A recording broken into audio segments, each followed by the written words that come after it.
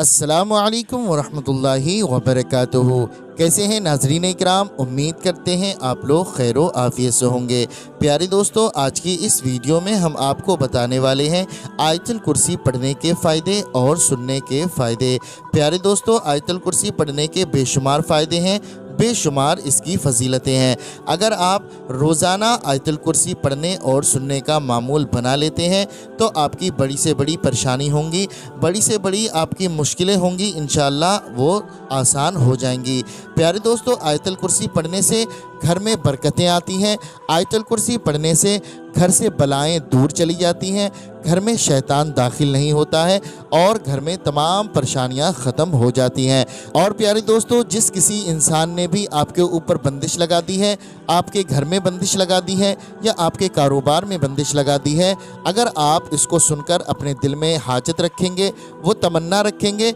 इंशाअल्लाह तबारक व तआला वो तमाम परेशानियां आपकी ख़त्म हो जाएंगी। आइए हम हदीस पाक का मफ़हूम आपको सुना देते हैं। प्यारे दोस्तों, हदीस शरीफ में भी आयतुल कुर्सी की फजीलत बेपनाह बताई गई है। मुस्लिम शरीफ की हदीस में है, एक मरतबा नबी करीम सल्लल्लाहु ताला अलैहि वसल्लम ने एक सहाबी से इरशाद फरमाया, जिनका नाम हज़रत अबू मंज़र रदियल्लाहु ताला अन्हो है। एक मरतबा नबी करीम सल्लल्लाहु ताला अलैहि वसल्लम ने हज़रत सैयदना अबू मंज़र रदियल्लाहु ताला अन्हो से इरशाद फरमाया कि ए अबू मंज़र, बताओ कुरान मजीद में सबसे बरकत वाली आयत और सबसे फजीलत वाली आयत कौन सी है। हज़रत अबू मंज़र रदियल्लाहु ताला अन्हो कहते हैं, या रसूलल्लाह सल्लल्लाहु ताला अलैहि वसल्लम, कुरान मजीद में सबसे बरकत वाली आयत और सबसे फजीलत वाली आयत वो है जिनको आयतुल कुर्सी कहा जाता है। तो नबी करीम हुजूर सल्लल्लाहु ताला अलैहि वसल्लम ने मुस्कुराकर अपना हाथ हज़रत अबू मंज़र रदियल्लाहु ताला अन्हो के सीने मुबारक पर रख दिया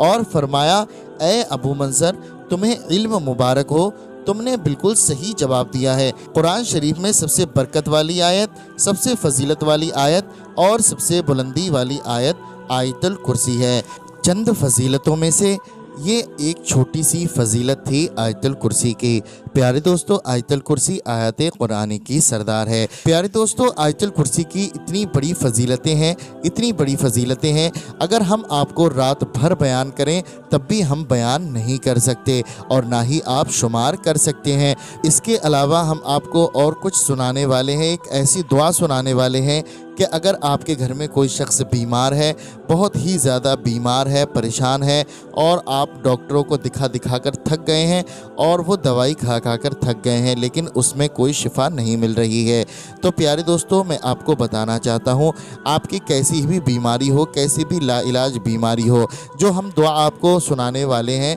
इस दुआ को अगर आपने रोज़ाना पढ़ने और सुनने का मामूल बना लिया, अगर आप पढ़ना जानते हैं तो पढ़ लीजिए, अगर आप पढ़ना नहीं जानते हैं तो सिर्फ आप सुन लीजिए। इंशाअल्लाह तबारक व तआला आप रोज़ाना इसको पढ़ लेंगे तो अल्लाह रब्बुल इज़्ज़त उन्हें शिफाए कामिल व आजिल अता फरमा देगा। प्यारे दोस्तों, ये ऐसी दुआ है कि अगर आप अपनी बीमारी के लिए पढ़ते हैं तो अल्लाह रब्बुल इज़्ज़त बीमारी में शिफा देगा। अगर आप गुर्बत को ख़त्म करने के लिए पढ़ते हैं तो अल्लाह रब्बुल इज़्ज़त आपकी गुर्बत को ख़त्म फरमा देगा। अगर आप अपने घर से बेबरकती ख़त्म करने के लिए पढ़ते हैं तो अल्लाह रब्बुल इज़्ज़त आपके घर से बेबरकती को ख़त्म फरमा देगा। प्यारे दोस्तों, जो मकसद आप अपने दिल में रखेंगे, जो हाजत अपने दिल में रखेंगे, इंशाअल्लाह तबारक व तआला वो तमाम हाजतें आपकी पूरी हो जाएंगी। प्यारे दोस्तों, अब वीडियो को ज़्यादा लंबा ना करते हुए हम आपको सुना देते हैं आयतुल कुर्सी और ख़ूबसूरत ये दुआ। लेकिन उससे पहले अगर आपने इस वीडियो को एक लाइक नहीं किया है तो दिल से एक लाइक कर दें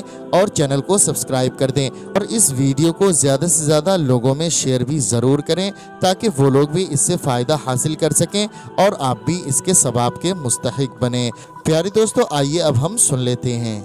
अल्लाहुम्मा सल्लि अला मुहम्मदिन व अला आलि मुहम्मद कमा सल्लैता अला इब्राहीम व अला आलि इब्राहीम इन्नका हमीदुम मजीद। अल्लाहुम्मा बारिक अला मुहम्मदिन व अला आलि मुहम्मद कमा बारकता अला इब्राहीम व अला आलि इब्राहीम इन्नका हमीदुम मजीद। اللهم صل على سيدنا محمد وعلى آل سيدنا محمد صلاة تنجينا بها من جميع الأهوال والآفات وتقضي لنا بها جميع الحاجات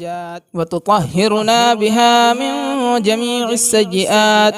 وترفعنا بها عندك أعلى الدرجات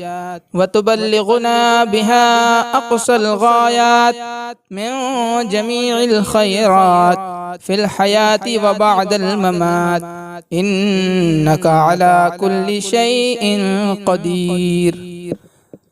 اللهم صل على سيدنا ونبينا ومولانا محمد طب القلوب ودبائها وعافية الأبدان وشفائها ونور الأبصار وضيائها وعلى آله وصحابه دائما أبدا.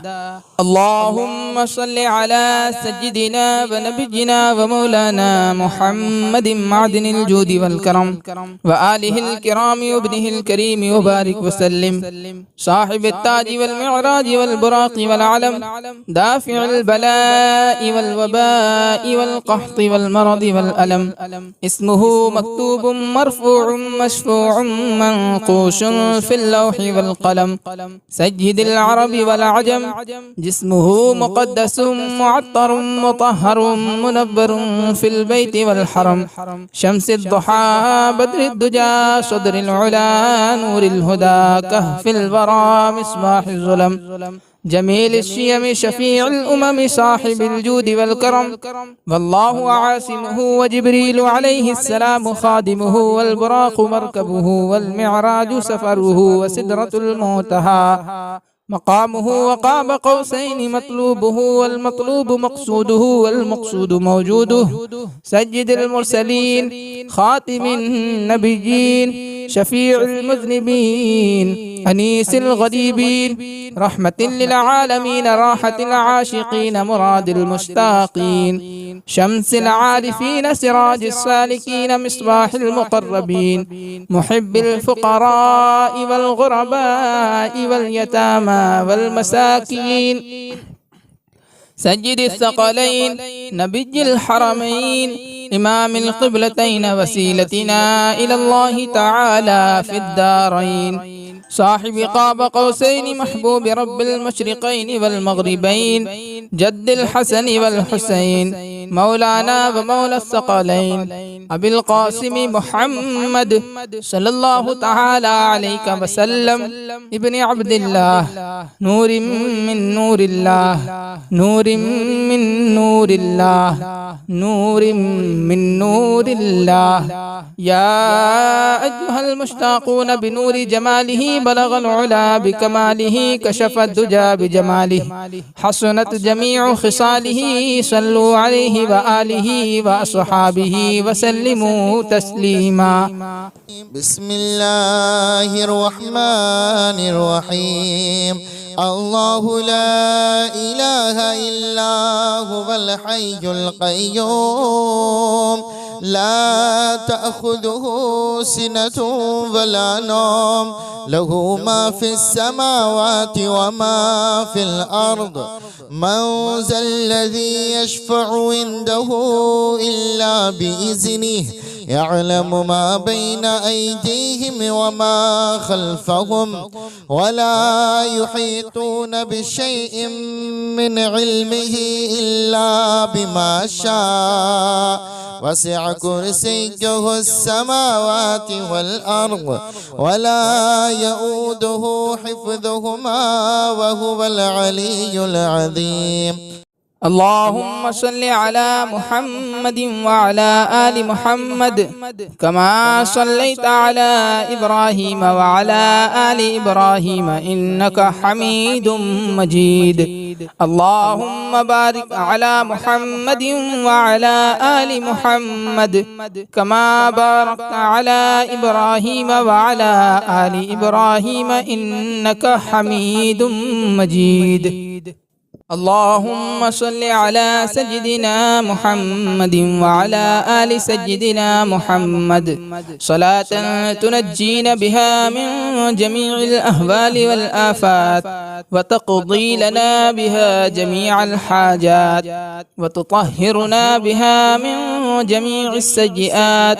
وترفعنا بها عندك أعلى الدرجات وتبلغنا بها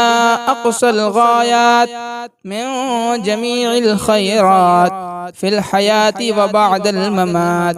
إنك على كل شيء قدير. اللهم صل على سيدنا ونبينا ومولانا محمد طب القلوب ودوائها وعافية الأبدان وشفائها ونور الأبصار وضيائها وعلى آله وصحابه دائما أبدا. اللهم صل على سيدنا ونبينا ومولانا محمد معدن الجود والكرم وآله الكرام وابنه الكريم وبارك وسلم صاحب التاج والمعراج والبراق والعلم دافع البلاء والوباء والقحط والمرض والألم اسمه مكتوب مرفوع مشفوع منقوش في اللوح والقلم سيد العرب والعجم جسمه مقدس معطر مطهر منور في البيت والحرم شمس الضحى بدر الدجى صدر العلا نور الهدى كهف الورى مصباح الظلم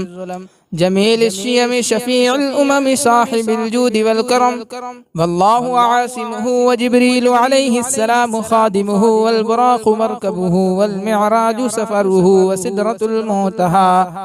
مقامه وقاب قوسين مطلوبه والمطلوب مقصوده والمقصود موجوده سيد المرسلين خاتم النبيين شفيع المذنبين أنيس الغريبين رحمة للعالمين راحة العاشقين مراد المشتاقين شمس العارفين سراج السالكين مصباح المقربين محب الفقراء والغرباء واليتامى والمساكين سيد الثقلين نبي الحرمين إمام القبلتين وسيلتنا إلى الله تعالى في الدارين صاحب قاب قوسين محبوب رب المشرقين والمغربين جد الحسن والحسين مولانا ومولى الثقلين أبي القاسم محمد صلى الله تعالى عليك وسلم ابن عبد الله نور من نور الله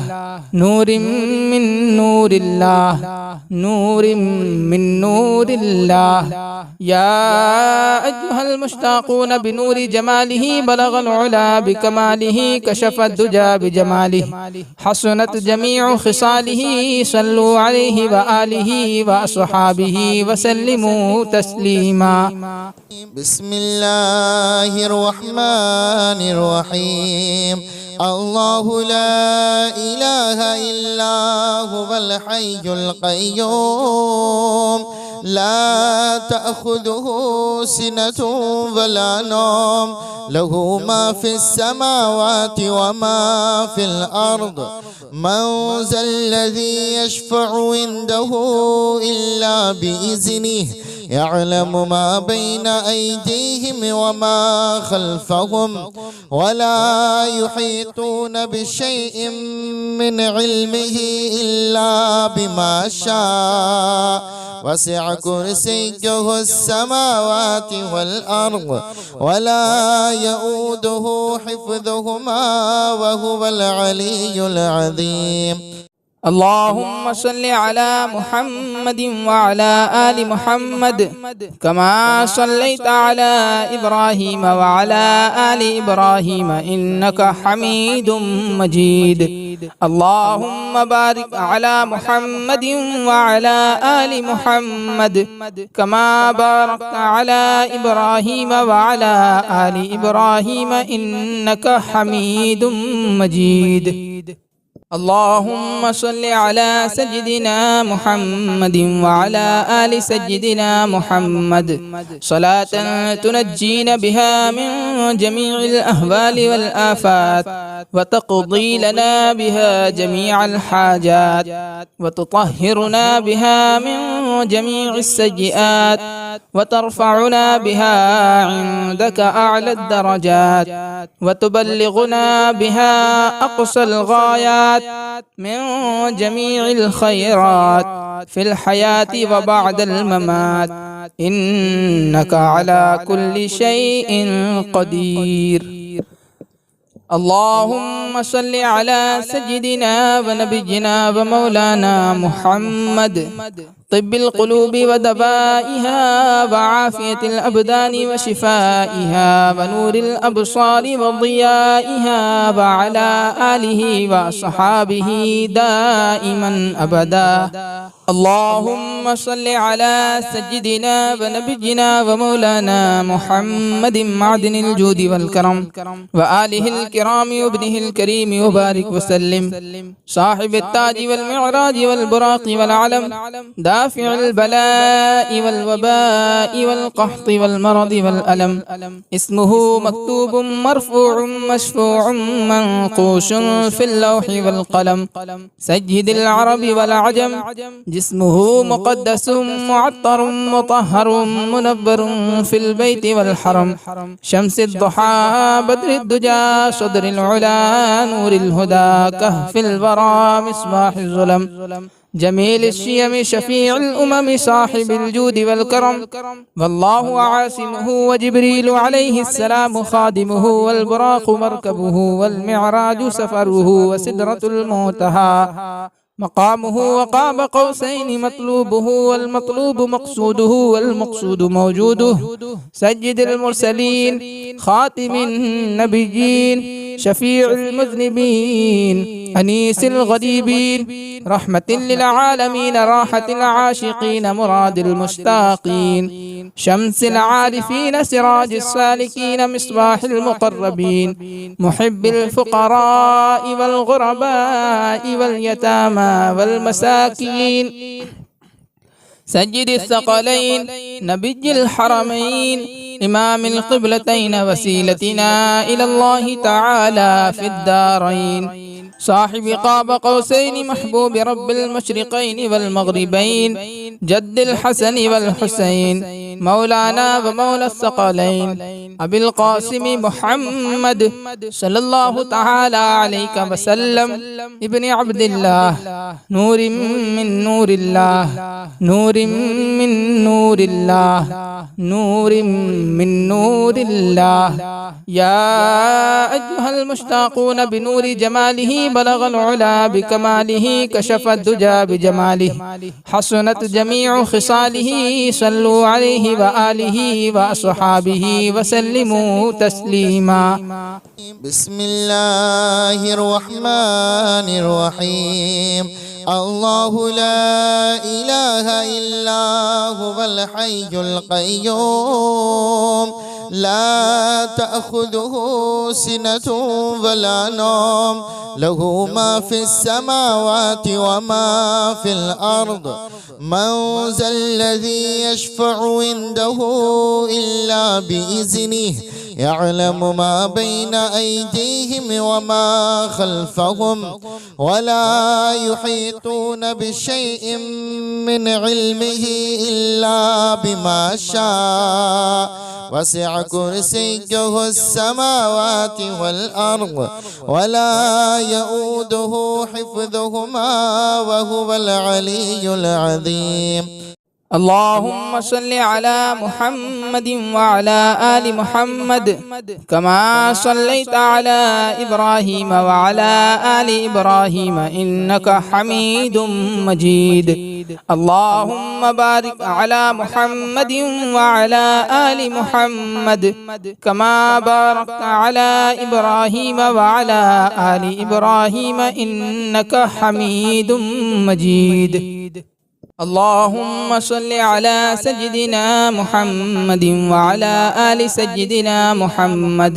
صلاة تنجينا بها من جميع الأهوال والآفات وتقضي لنا بها جميع الحاجات وتطهرنا بها من جميع السيئات وترفعنا بها عندك أعلى الدرجات وتبلغنا بها أقصى الغايات من جميع الخيرات في الحياة وبعد الممات إنك على كل شيء قدير. اللهم صل على سيدنا ونبينا ومولانا محمد طب القلوب ودوائها وعافية الأبدان وشفائها ونور الأبصار وضيائها وعلى آله وصحابه دائما أبدا. اللهم صل على سيدنا ونبينا ومولانا محمد معدن الجود والكرم وآله الكرام وابنه الكريم وبارك وسلم صاحب التاج والمعراج والبراق والعلم دافع البلاء والوباء والقحط والمرض والألم اسمه مكتوب مرفوع مشفوع منقوش في اللوح والقلم سيد العرب والعجم جسمه مقدس معطر مطهر منبر في البيت والحرم شمس الضحى بدر الدجى صدر العلا نور الهدى كهف الورى مصباح الظلم جميل الشيم شفيع الأمم صاحب الجود والكرم والله عاصمه وجبريل عليه السلام خادمه والبراق مركبه والمعراج سفره وسدرة المنتهى مقامه وقاب قوسين مطلوبه والمطلوب مقصوده والمقصود موجوده سيد المرسلين خاتم النبيين شفيع المذنبين أنيس الغريبين رحمة للعالمين راحة العاشقين مراد المشتاقين شمس العارفين سراج السالكين مصباح المقربين محب الفقراء والغرباء واليتامى والمساكين سيد الثقلين نبي الحرمين إمام القبلتين وسيلتنا إلى الله تعالى في الدارين صاحب قاب قوسين محبوب رب المشرقين والمغربين جد الحسن والحسين مولانا ومولى الثقلين أبي القاسم محمد صلى الله تعالى عليك وسلم ابن عبد الله نور من نور الله نور من نور الله نور من نور الله يا أيها المشتاقون بنور جماله بلغ العلا بكماله كشف الدجى بجماله حسنت جميع خصاله صلوا عليه وآله وأصحابه وسلموا تسليما. بسم الله الرحمن الرحيم. الله لا إله إلا هو الحي القيوم لا تأخذه سنة ولا نوم له ما في السماوات وما في الأرض من ذا الذي يشفع عنده إلا بإذنه يعلم ما بين أيديهم وما خلفهم ولا يحيطون بشيء من علمه إلا بما شاء وسع كرسيه السماوات والأرض ولا يؤوده حفظهما وهو العلي العظيم. اللهم صل على محمد وعلى آل محمد كما صليت على إبراهيم وعلى آل إبراهيم إنك حميد مجيد.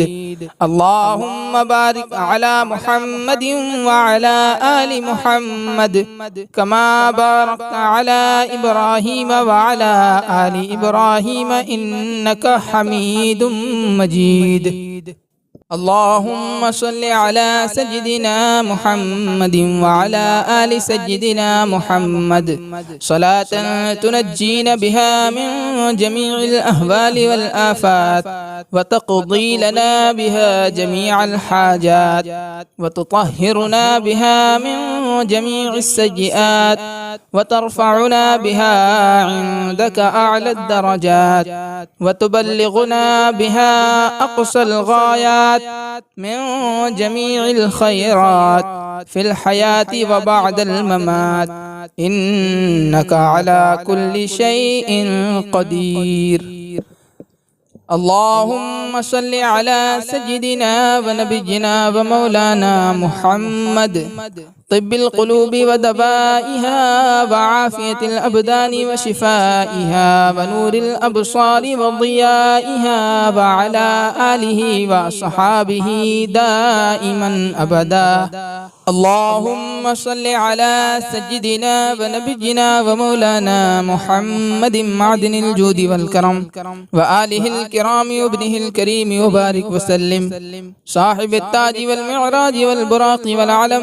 دافع البلاء والوباء والقحط والمرض والألم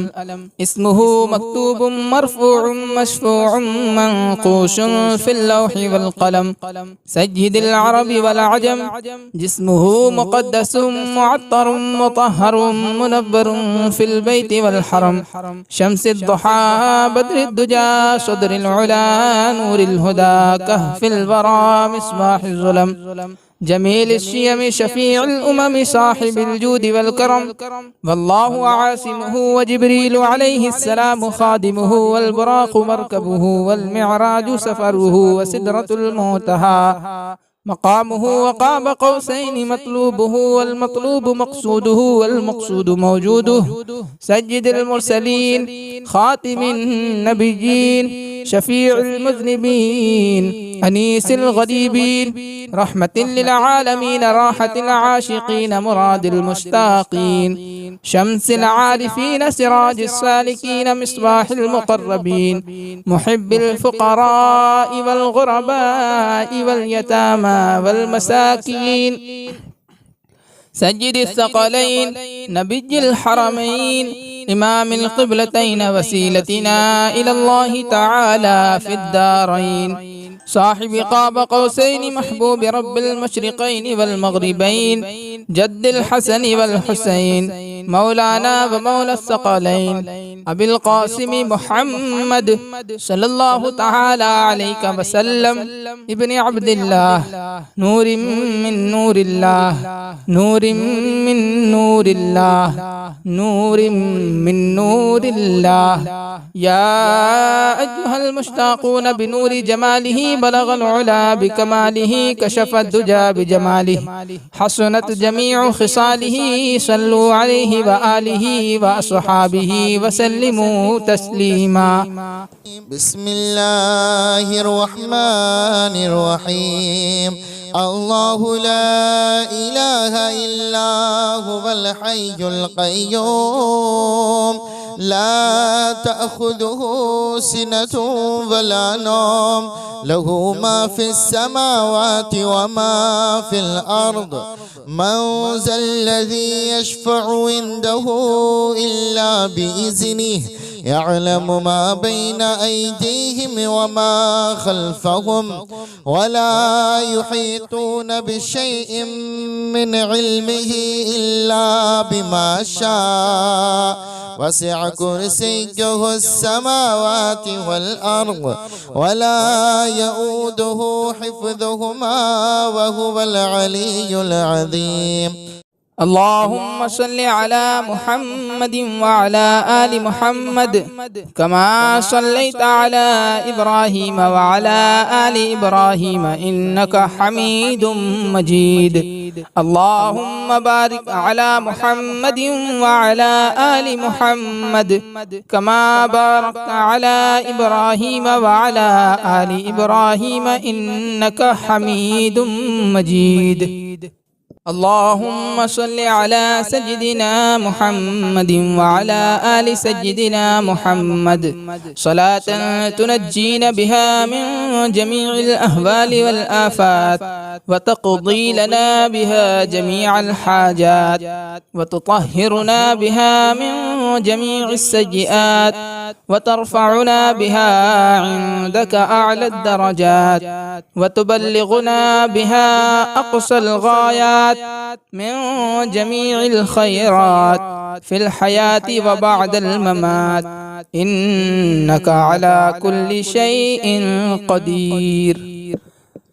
اللهم صل على سيدنا ونبينا ومولانا محمد طب القلوب ودوائها وعافية الأبدان وشفائها ونور الأبصار وضيائها وعلى آله وصحابه دائما أبدا. اللهم صل على سيدنا ونبينا ومولانا محمد معدن الجود والكرم وآله الكرام وابنه الكريم وبارك وسلم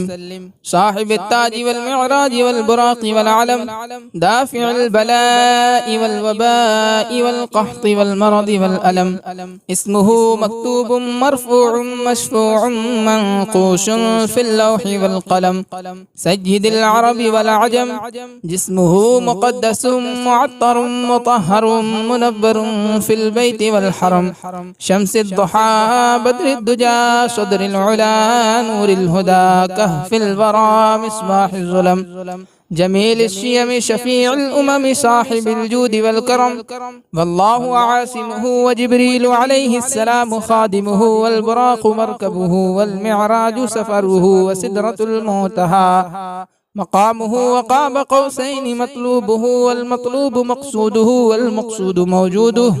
سيد المرسلين خاتم النبيين شفيع المذنبين أنيس الغريبين رحمة للعالمين راحة العاشقين مراد المشتاقين شمس العارفين سراج السالكين مصباح المقربين محب الفقراء والغرباء واليتامى والمساكين سيد الثقلين نبي الحرمين إمام القبلتين وسيلتنا إلى الله تعالى في الدارين صاحب قاب قوسين محبوب رب المشرقين والمغربين جد الحسن والحسين مولانا ومولى الثقلين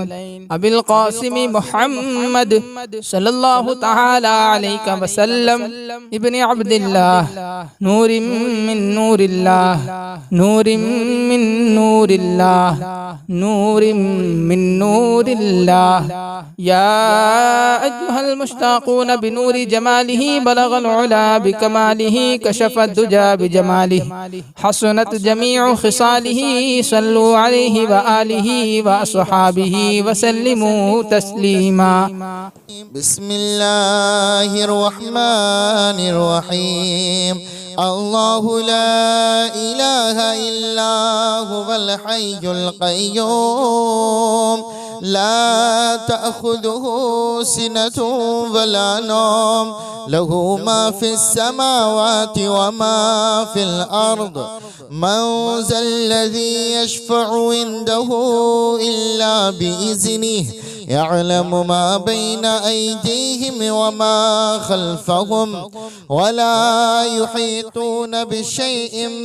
من علمه إلا بما شاء وسع كرسيه السماوات والأرض ولا يؤوده حفظهما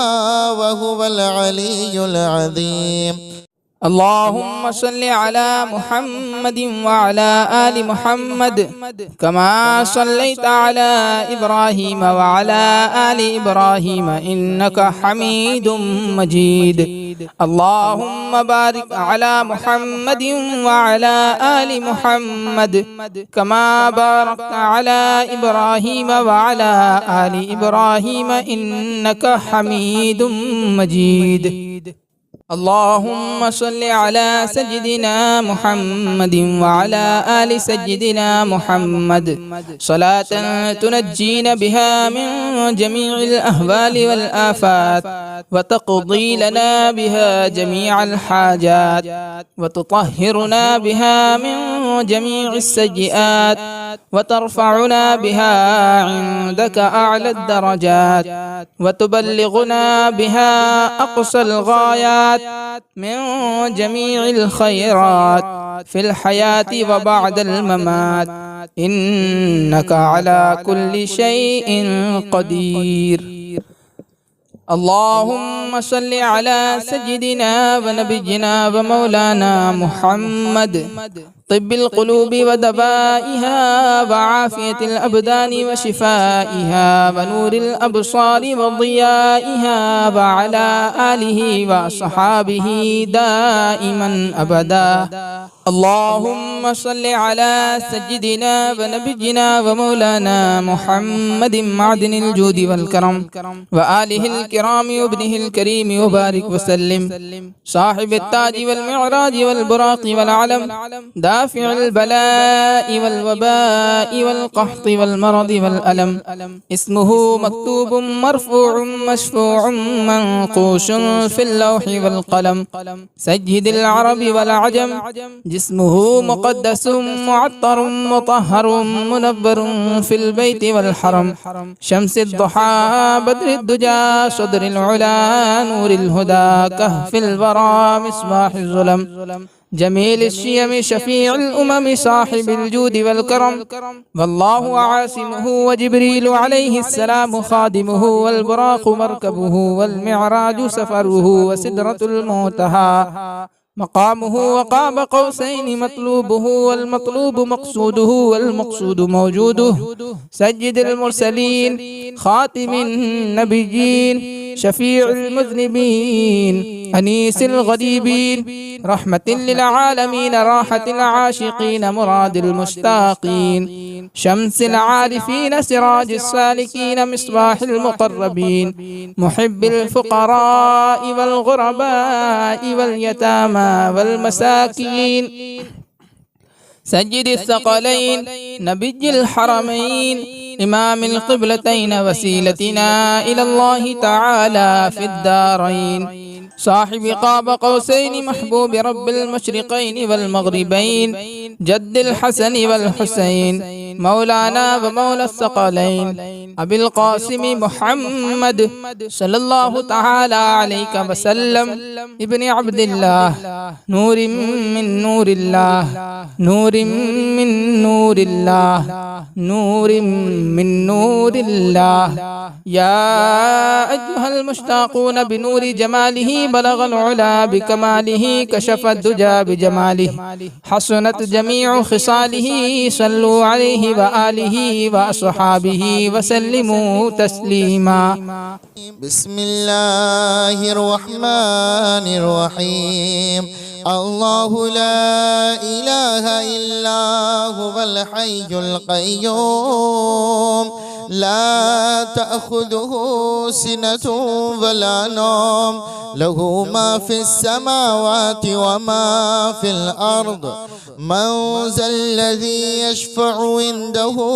إلا بإذنه يعلم ما بين أيديهم وما خلفهم ولا يحيطون بشيء من علمه إلا بما شاء وسع كرسيه السماوات والأرض ولا يؤوده حفظهما وهو العلي العظيم. اللهم صل على محمد وعلى آل محمد كما صليت على إبراهيم وعلى آل إبراهيم إنك حميد مجيد. اللهم بارك على محمد وعلى آل محمد كما باركت على إبراهيم وعلى آل إبراهيم إنك حميد مجيد. اللهم صل على سيدنا محمد وعلى آل سيدنا محمد صلاة تنجينا بها من جميع الأهوال والآفات وتقضي لنا بها جميع الحاجات وتطهرنا بها من جميع السيئات وترفعنا بها عندك أعلى الدرجات وتبلغنا بها أقصى الغايات من جميع الخيرات في الحياة وبعد الممات إنك على كل شيء قدير. اللهم صل على سيدنا ونبينا ومولانا محمد طب القلوب ودوائها وعافية الأبدان وشفائها ونور الأبصار وضيائها وعلى آله وصحابه دائما أبدا. اللهم صل على سيدنا ونبينا ومولانا محمد معدن الجود والكرم وآله الكرام وابنه الكريم وبارك وسلم صاحب التاج والمعراج والبراق والعلم دافع البلاء والوباء والقحط والمرض والألم اسمه مكتوب مرفوع مشفوع منقوش في اللوح والقلم سيد العرب والعجم جسمه مقدس معطر مطهر منبر في البيت والحرم شمس الضحى بدر الدجى صدر العلا نور الهدى كهف الورى مصباح الظلم جميل الشيم شفيع الأمم صاحب الجود والكرم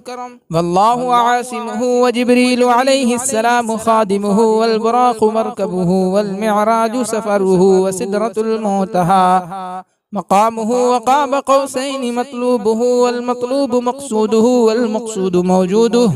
سيد المرسلين خاتم النبيين شفيع المذنبين أنيس الغريبين رحمة للعالمين راحة العاشقين مراد المشتاقين شمس العارفين سراج السالكين مصباح المقربين محب الفقراء والغرباء واليتامى والمساكين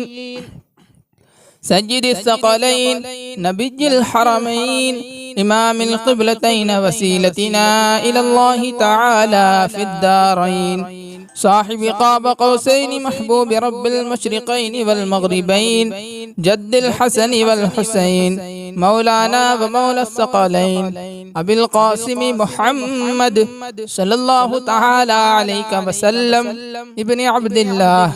نور من نور الله نور من نور الله نور من نور الله يا أيها المشتاقون بنور جماله بلغ العلا بكماله كشف الدجى بجماله حسنت جميع خصاله صلوا عليه وآله وأصحابه وسلموا تسليما.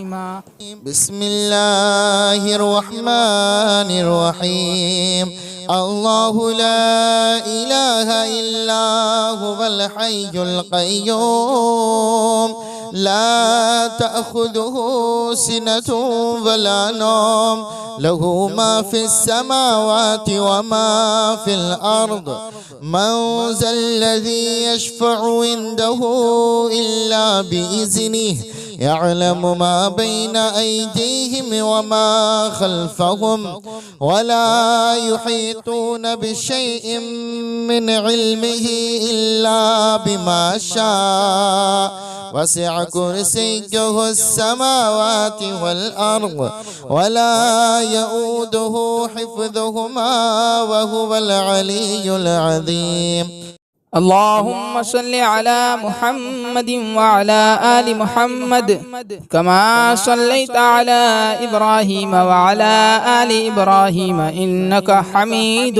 مجيد.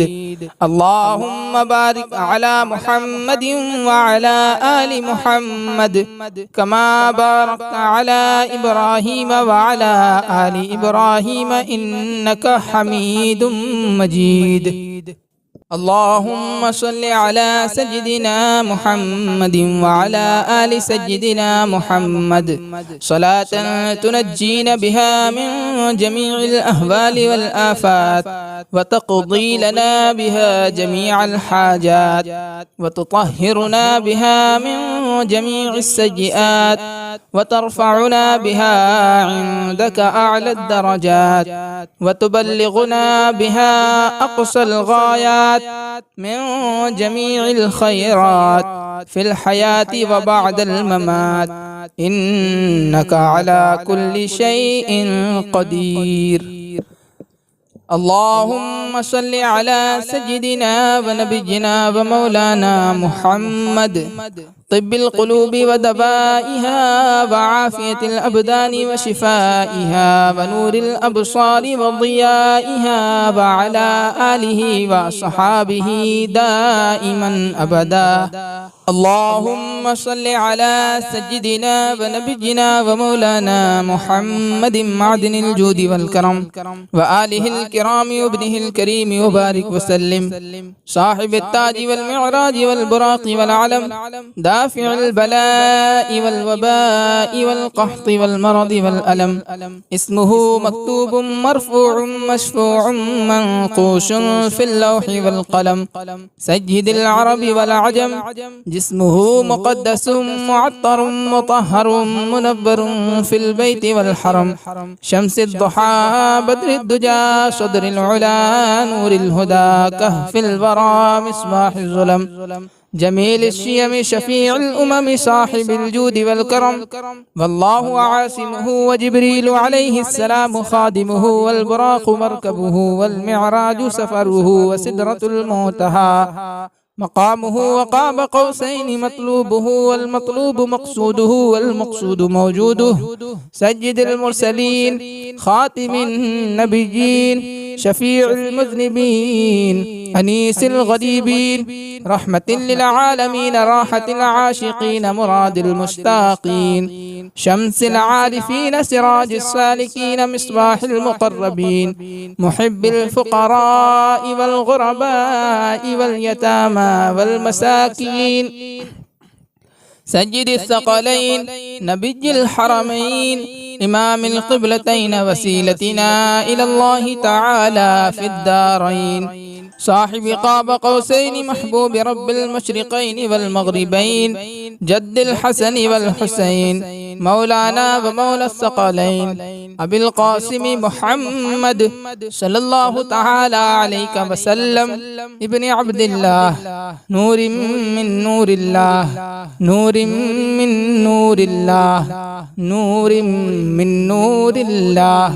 يا أيها المشتاقون بنور جماله بلغ العلا بكماله كشف الدجى بجماله حسنت جميع خصاله صلوا عليه وآله وأصحابه وسلموا تسليما. بسم الله الرحمن الرحيم. الله لا إله إلا هو الحي القيوم لا تأخذه سنة ولا نوم له ما في السماوات وما في الأرض من ذا الذي يشفع عنده إلا بإذنه يعلم ما بين أيديهم وما خلفهم ولا يحيطون بشيء من علمه إلا بما شاء وسع كرسيه السماوات والأرض ولا يؤوده حفظهما وهو العلي العظيم. اللهم صل على محمد وعلى آل محمد كما صليت على إبراهيم وعلى آل إبراهيم إنك حميد مجيد. اللهم بارك على محمد وعلى آل محمد كما باركت على إبراهيم وعلى آل إبراهيم إنك حميد مجيد. اللهم صل على سيدنا محمد وعلى آل سيدنا محمد صلاة تنجينا بها من جميع الأهوال والآفات وتقضي لنا بها جميع الحاجات وتطهرنا بها من جميع السيئات وترفعنا بها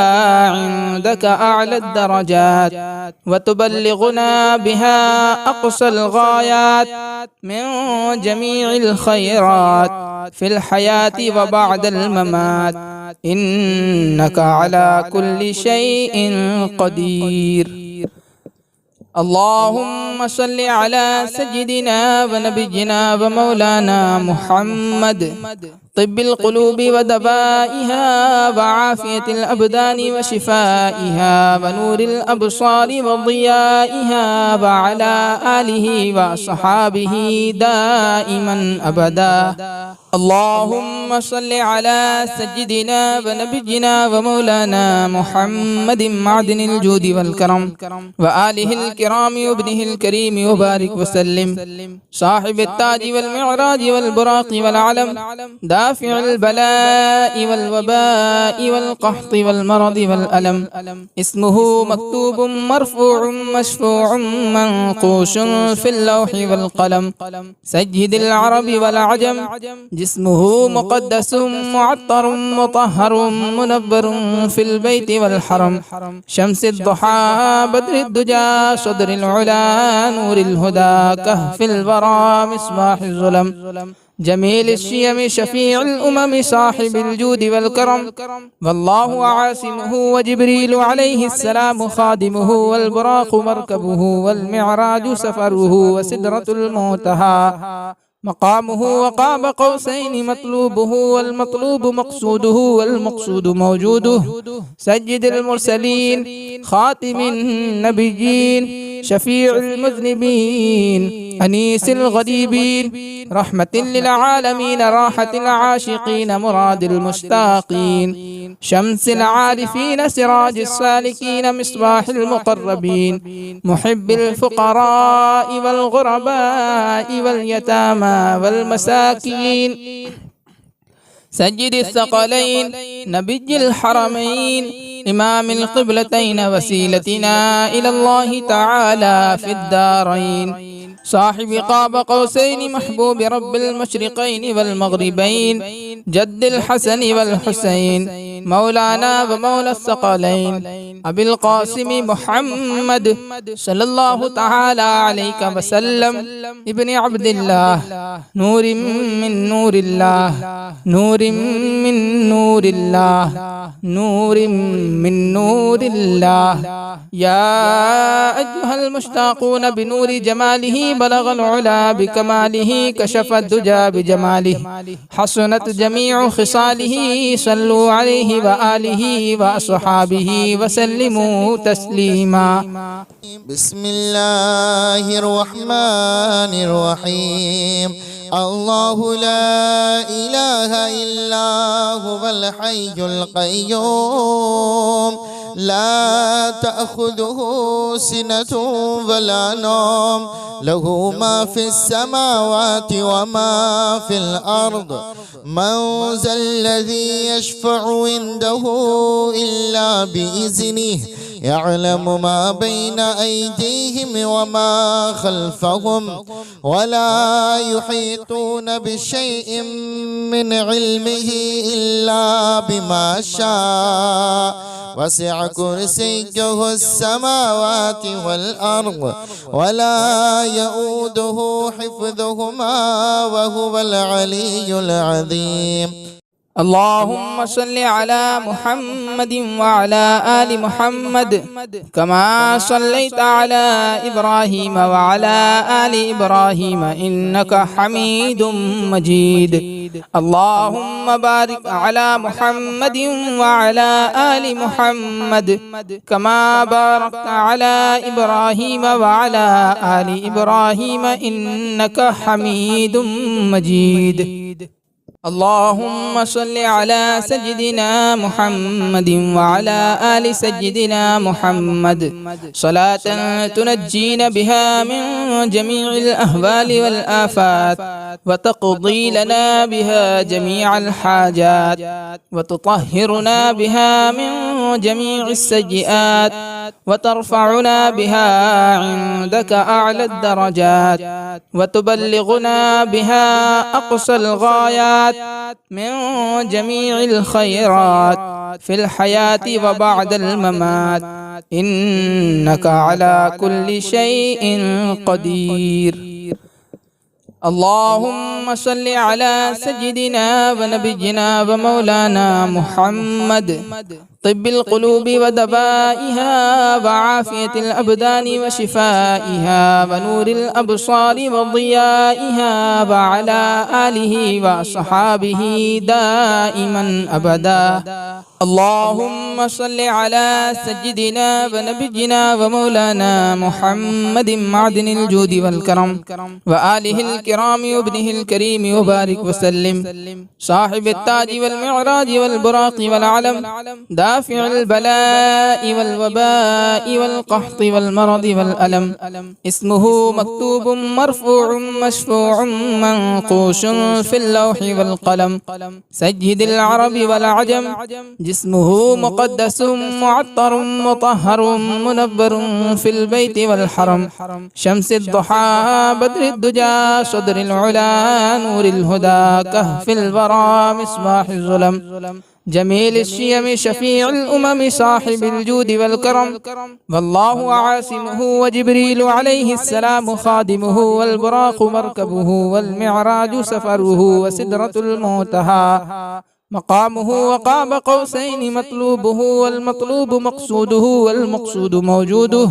سيد المرسلين خاتم النبيين شفيع المذنبين أنيس الغريبين رحمة للعالمين راحة العاشقين مراد المشتاقين شمس العارفين سراج السالكين مصباح المقربين محب الفقراء والغرباء واليتامى والمساكين سيد الثقلين نبي الحرمين إمام القبلتين وسيلتنا إلى الله تعالى في الدارين صاحب قاب قوسين محبوب رب المشرقين والمغربين جد الحسن والحسين مولانا ومولى الثقلين أبي القاسم محمد صلى الله تعالى عليك وسلم ابن عبد الله نور من نور الله نور من نور الله نور من نور الله يا أيها المشتاقون بنور جماله بلغ العلا بكماله كشف الدجى بجماله حسنت جميع خصاله صلوا عليه وآله وأصحابه وسلموا تسليما. بسم الله الرحمن الرحيم. الله لا إله إلا هو الحي القيوم لا تأخذه سنة ولا نوم له ما في السماوات وما في الأرض من ذا الذي يشفع عنده إلا بإذنه يعلم ما بين أيديهم وما خلفهم ولا يحيطون بشيء من علمه إلا بما شاء وسع كرسيه السماوات والأرض ولا يؤوده حفظهما وهو العلي العظيم. اللهم صل على محمد وعلى آل محمد كما صليت على إبراهيم وعلى آل إبراهيم إنك حميد مجيد. اللهم بارك على محمد وعلى آل محمد كما باركت على إبراهيم وعلى آل إبراهيم إنك حميد مجيد. اللهم صل على سيدنا محمد وعلى آل سيدنا محمد صلاة تنجينا بها من جميع الأهوال والآفات وتقضي لنا بها جميع الحاجات وتطهرنا بها من جميع السيئات وترفعنا بها عندك أعلى الدرجات وتبلغنا بها أقصى الغايات من جميع الخيرات في الحياة وبعد الممات إنك على كل شيء قدير. اللهم صل على سيدنا ونبينا ومولانا محمد طب القلوب ودبائها وعافية الأبدان وشفائها ونور الأبصار وضيائها وعلى آله وصحابه دائما أبدا. اللهم صل على سيدنا ونبينا ومولانا محمد معدن الجود والكرم وآله الكرام وابنه الكريم وبارك وسلم صاحب التاج والمعراج والبراق والعلم دافع البلاء والوباء والقحط والمرض والألم اسمه مكتوب مرفوع مشفوع منقوش في اللوح والقلم سيد العرب والعجم جسمه مقدس معطر مطهر منبر في البيت والحرم شمس الضحى بدر الدجى صدر العلا نور الهدى كهف الورى مصباح الظلم جميل الشيم شفيع الأمم صاحب الجود والكرم والله عاصمه وجبريل عليه السلام خادمه والبراق مركبه والمعراج سفره وسدرة المنتهى مقامه وقاب قوسين مطلوبه والمطلوب مقصوده والمقصود موجوده سيد المرسلين خاتم النبيين شفيع المذنبين أنيس الغريبين رحمة للعالمين راحة العاشقين مراد المشتاقين شمس العارفين سراج السالكين مصباح المقربين محب الفقراء والغرباء واليتامى والمساكين سيد الثقلين نبي الحرمين إمام القبلتين وسيلتنا إلى الله تعالى في الدارين صاحب قاب قوسين محبوب رب المشرقين والمغربين جد الحسن والحسين مولانا ومولى الثقلين أبي القاسم محمد صلى الله تعالى عليك وسلم ابن عبد الله نور من نور الله نور من نور الله نور من نور الله يا أيها المشتاقون بنور جماله بلغ العلا بكماله كشف الدجى بجماله حسنت جميع خصاله صلوا عليه وآله وأصحابه وسلموا تسليما. بسم الله الرحمن الرحيم. الله لا إله إلا هو الحي القيوم لا تأخذه سنة ولا نوم له ما في السماوات وما في الأرض من ذا الذي يشفع عنده إلا بإذنه يعلم ما بين أيديهم وما خلفهم ولا يحيطون بشيء من علمه إلا بما شاء وسع كرسيه السماوات والأرض ولا يؤوده حفظهما وهو العلي العظيم. اللهم صل على محمد وعلى آل محمد كما صليت على إبراهيم وعلى آل إبراهيم إنك حميد مجيد. اللهم بارك على محمد وعلى آل محمد كما باركت على إبراهيم وعلى آل إبراهيم إنك حميد مجيد. اللهم صل على سيدنا محمد وعلى آل سيدنا محمد صلاة تنجينا بها من جميع الأهوال والآفات وتقضي لنا بها جميع الحاجات وتطهرنا بها من جميع السيئات وترفعنا بها عندك أعلى الدرجات وتبلغنا بها أقصى الغايات من جميع الخيرات في الحياة وبعد الممات إنك على كل شيء قدير. اللهم صل على سيدنا ونبينا ومولانا محمد طب القلوب ودبائها وعافية الأبدان وشفائها ونور الأبصار وضيائها وعلى آله وصحابه دائما أبدا. اللهم صل على سيدنا ونبينا ومولانا محمد معدن الجود والكرم وآله الكرام وابنه الكريم وبارك وسلم صاحب التاج والمعراج والبراق والعلم دافع البلاء والوباء والقحط والمرض والألم اسمه مكتوب مرفوع مشفوع منقوش في اللوح والقلم سيد العرب والعجم جسمه مقدس معطر مطهر منور في البيت والحرم شمس الضحى بدر الدجى صدر العلا نور الهدى كهف الورى مصباح الظلم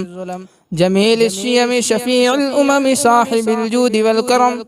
والله عاصمه وجبريل عليه السلام خادمه والبراق مركبه والمعراج سفره وسدرة المنتهى مقامه وقاب قوسين مطلوبه والمطلوب مقصوده والمقصود موجوده سيد المرسلين خاتم النبيين شفيع المذنبين أنيس الغريبين رحمة للعالمين راحة العاشقين مراد المشتاقين شمس العارفين سراج السالكين مصباح المقربين محب الفقراء والغرباء واليتامى والمساكين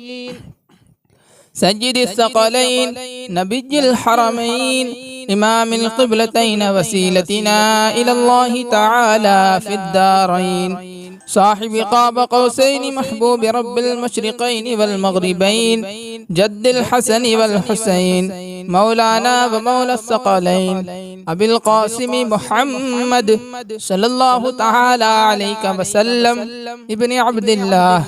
نور من نور الله نور من نور الله نور من نور الله يا أيها المشتاقون بنور جماله بلغ العلا بكماله كشف الدجى بجماله حسنت جميع خصاله صلوا عليه وآله وأصحابه وسلموا تسليما. بسم الله الرحمن الرحيم. الله لا إله إلا هو الحي القيوم لا تأخذه سنة ولا نوم له ما في السماوات وما في الأرض من ذا الذي يشفع عنده إلا بإذنه يعلم ما بين أيديهم وما خلفهم ولا يحيطون بشيء من علمه إلا بما شاء وسع كرسيه السماوات والأرض ولا يؤوده حفظهما وهو العلي العظيم. اللهم صل على محمد وعلى آل محمد كما صليت على إبراهيم وعلى آل إبراهيم إنك حميد مجيد. اللهم بارك على محمد وعلى آل محمد كما باركت على إبراهيم وعلى آل إبراهيم إنك حميد مجيد. اللهم صل على سيدنا محمد وعلى آل سيدنا محمد صلاة تنجينا بها من جميع الأهوال والآفات وتقضي لنا بها جميع الحاجات وتطهرنا بها من جميع السيئات وترفعنا بها عندك أعلى الدرجات وتبلغنا بها أقصى الغايات من جميع الخيرات في الحياة وبعد الممات إنك على كل شيء قدير. اللهم صل على سيدنا ونبينا ومولانا محمد طب القلوب ودوائها وعافية الأبدان وشفائها ونور الأبصار وضيائها وعلى آله وصحابه دائما أبدا. اللهم صل على سيدنا ونبينا ومولانا محمد معدن الجود والكرم وآله الكرام وابنه الكريم وبارك وسلم صاحب التاج والمعراج والبراق والعلم دافع البلاء والوباء والقحط والمرض والألم اسمه مكتوب مرفوع مشفوع منقوش في اللوح والقلم سيد العرب والعجم جسمه مقدس معطر مطهر منبر في البيت والحرم شمس الضحى بدر الدجى صدر العلا نور الهدى كهف الورى مصباح الظلم جميل الشيم شفيع الأمم صاحب الجود والكرم والله عاصمه وجبريل عليه السلام خادمه والبراق مركبه والمعراج سفره وسدرة المنتهى مقامه وقاب قوسين مطلوبه والمطلوب مقصوده والمقصود موجوده سيد المرسلين خاتم النبيين شفيع المذنبين أنيس الغريبين رحمة للعالمين راحة العاشقين مراد المشتاقين شمس العارفين سراج السالكين مصباح المقربين محب الفقراء والغرباء واليتامى والمساكين سيد الثقلين نبي الحرمين إمام القبلتين وسيلتنا إلى الله تعالى في الدارين صاحب قاب قوسين محبوب رب المشرقين والمغربين جد الحسن والحسين مولانا ومولى الثقلين أبي القاسم محمد صلى الله تعالى عليك وسلم ابن عبد الله نور من نور الله نور من نور الله نور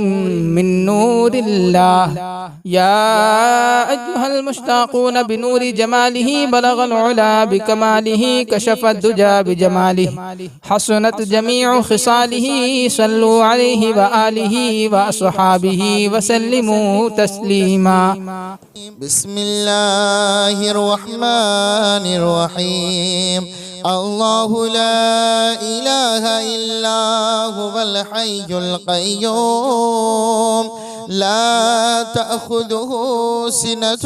ولا نوم له ما في السماوات وما في الأرض من ذا الذي يشفع عنده إلا بإذنه يعلم ما بين أيديهم وما خلفهم ولا يحيطون بشيء من علمه إلا بما شاء وسع كرسيه السماوات والأرض ولا يؤوده حفظهما وهو العلي العظيم. اللهم صل على محمد وعلى آل محمد كما صليت على إبراهيم وعلى آل إبراهيم إنك حميد مجيد. اللهم بارك على محمد وعلى آل محمد كما باركت على إبراهيم وعلى آل إبراهيم إنك حميد مجيد.